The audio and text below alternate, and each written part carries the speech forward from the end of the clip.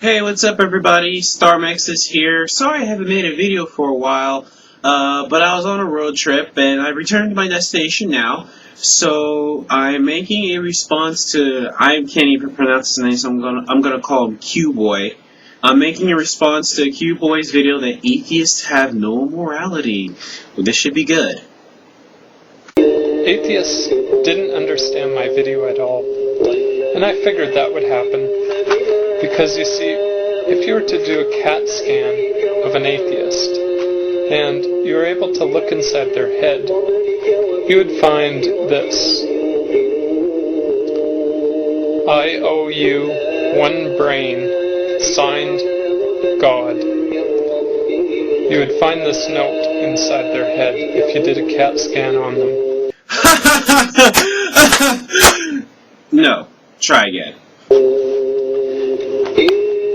So, just to make things a little more clear, I'll try and explain it a little more simply for you. You know, we're not the ones who believe that genies snatch things at night, whereas I've already read a hadith of your own prophet that says so.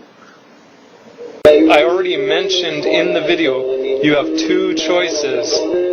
Either the universe was never created, or God was never created. One of the two has to be eternal because nothing creates nothing. And if you have a hard time believing that a paperclip came together by random chance, if this is difficult for you to believe, then how is it easy to believe that the earth came together by random chance, which is far more complex? As stated before, your paperclip argument is an ad ignorantum or God of the gaps logical fallacy. Just because we don't know what caused the Big Bang or the ultimate source of the material of the universe, that is not proof of a god or gods.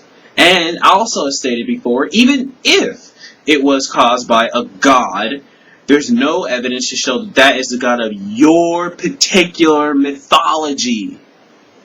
I mean, a paperclip is just a simple piece of metal. It's just a piece of metal bent into a U shape. That's it. So if you have difficulty believing that that little piece of metal bent into a U shape came by random coincidence, then how is it possible that an Earth and planets came together by random coincidence?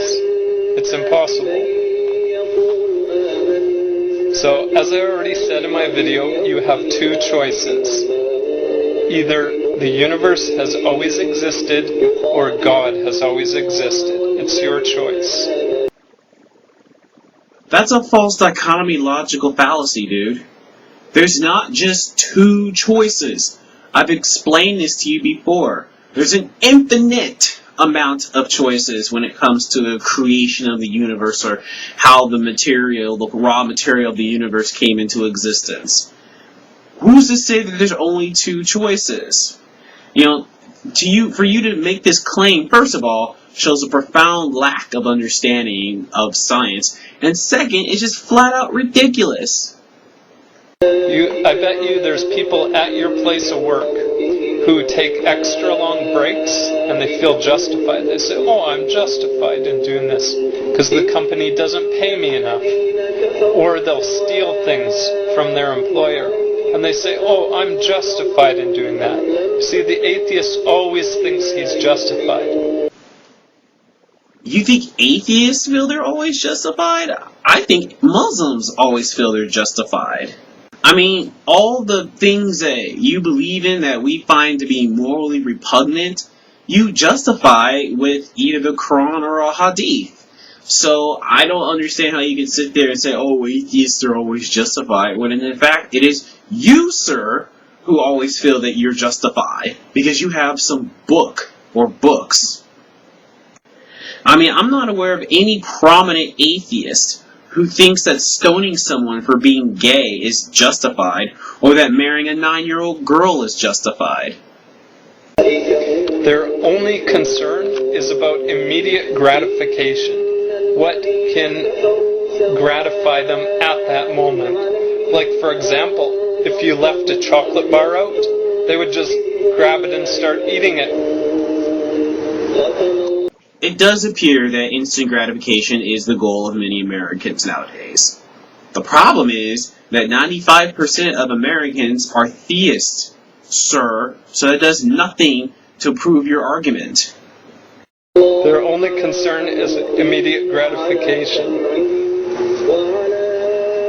Okay, and another proof that atheists have no moral foundation is the fact that they say adults can have sex as long as they consent. So that means incest is legalized under the atheistic system. Incest. Why? Because if both people consent to it, imagine a brother and a sister who are adults and they both consent to having sex with each other. Yes, most atheists do agree that two consenting adults should be allowed to interact in that way if they choose to. Does that mean incest, though? I mean, once again, I'm not aware of any prominent atheist advocating incest.